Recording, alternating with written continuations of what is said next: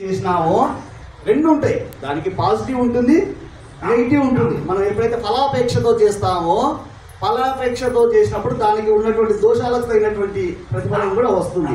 అయితే అమ్మవారి దగ్గరికి వచ్చేసరికి ఏమవుతుంది అంటే, తల్లి కదా, మన ఇంట్లో కూడా చూస్తాం, తండ్రి ఒక రకమైన శిక్షణ ఇస్తాడు, తల్లి ఒక రకమైన శిక్షణ ఇస్తుంది.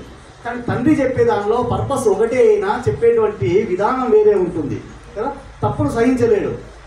అదే తల్లి అయితే దాన్ని సరిదిద్దే దానిలో అనునయనం అనేది ఉంటుంది.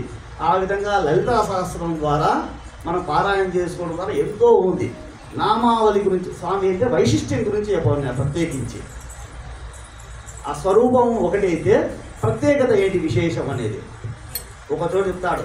ఒక నామానికి ఉన్నటువంటి శక్తి ఎంత గొప్పది, లలితా సహస్రనామంలో ఉన్నటువంటి ఒక నామానికి ఉన్నటువంటి శక్తి ఎంత అంటే, 1000 విష్ణునామాలు ఎంత శక్తి కలిగి ఉంటే పారాయణం చేయడం ద్వారా ఎంత శక్తి వస్తుందో అంతటి శక్తి ఒక శివనామ పారాయణం ద్వారా వస్తుంది.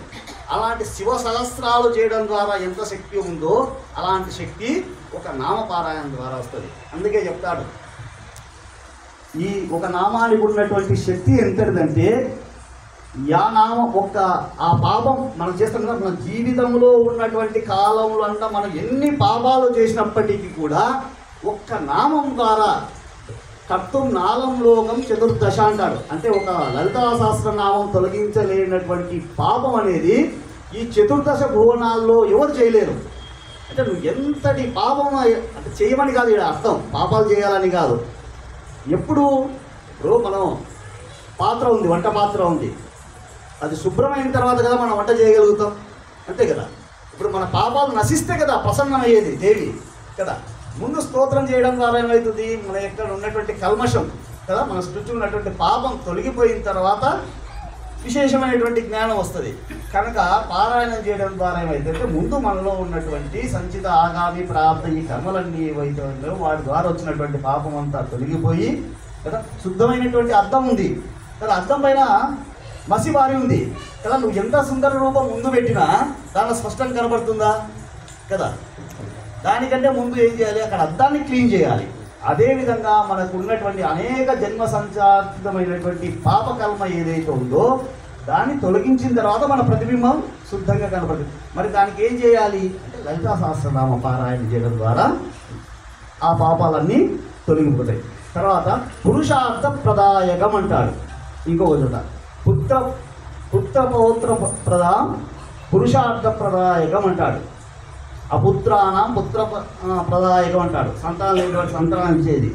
ఇంకా ఇప్పుడు చిన్న చిన్న పిల్లలు ఉన్నారు కదా, 15 రోజులు ఎవరైతే 3 పూటల లలితా సహస్రనామాన్ని నిరంతర పారాయణం చేస్తారో అలాంటి వారి యొక్క నాలుక పైన సరస్వతి నృత్యం చేస్తుందంట.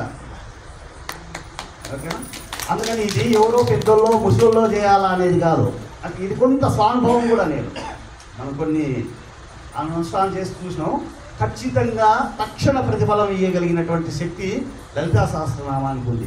ఇంకా రెండవది, మనలో ఉన్నటువంటి బాడీలో వేరు వేరు వర్ణోత్పత్తి స్థానాలని ఉన్నాయి. ఒక్కొక్క అక్షరాన్ని పలికినప్పుడు ఒక ఉంటుంది చూడండి, ఖ ఖ గ ఘ నా అన్నప్పుడు కంఠం కదా, తాలూరు ఇట్లా ఉన్నాయి. దానిలో ఉన్నటువంటి శ్లోకాలు ఒక ఛందస్సు ఉంటుంది. ఆ ఛందస్సు ఎందుకు నయమవుతాయి? ఈ మధ్య క్యాన్సర్ అని వేరు వేరు దేశాల్లో మీరు చదివింటారు, యూట్యూబ్లో దీనిలో అంతా వస్తుంది.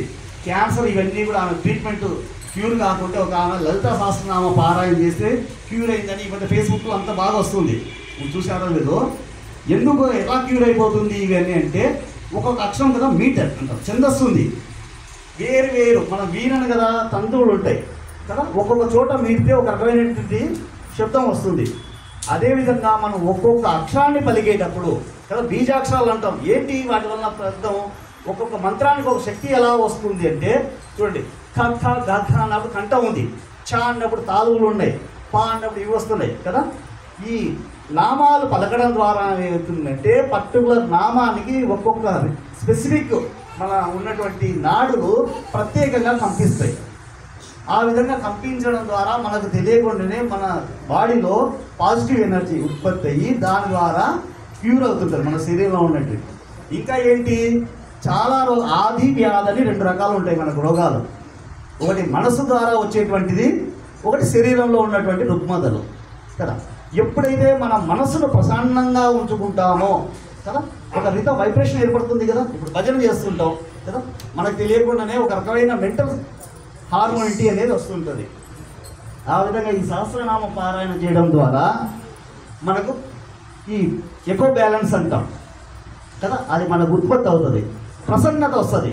ఈ మనసులో ఉన్నటువంటి అంటే ఇన్బ్యాలెన్స్ వల్లనే రోగాలు వస్తాయి కదా. మనసులో ఉన్నటువంటి ఇన్బ్యాలెన్స్ ఎప్పుడైతే ఈ పారాయణ చేయడం ద్వారా ఈ బడిలో ఉన్నటువంటి తంత్రువులన్నీ ఒక క్రమ పద్ధతిలో చేయడం ద్వారా అవన్నీ స్థిరమైపోయి ముందు భౌతికమైనటువంటి ఆరోగ్యం సిద్ధిస్తుంది. మొట్టమొదటి ప్రయోజనం. 2 కదా, మనకు 3 ఇంద్రియాలు ఉన్నాయి కదా, శరీరం, వాక్కు, మనస్సు.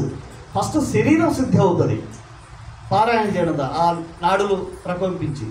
రెండవది ఏమవుతుంది, వాక్ శుద్ధి అనేది వస్తుంది, స్పష్టత కదా, మన వాక్కుకు ఒక శక్తి వస్తుంది. తర్వాత స్టేజీ మనస్సుకు ఉంది. మీరు బాగా గమనిస్తే లలితా సహస్రనామంలో 108 శ్లోకాలు ఉంటాయి కదా.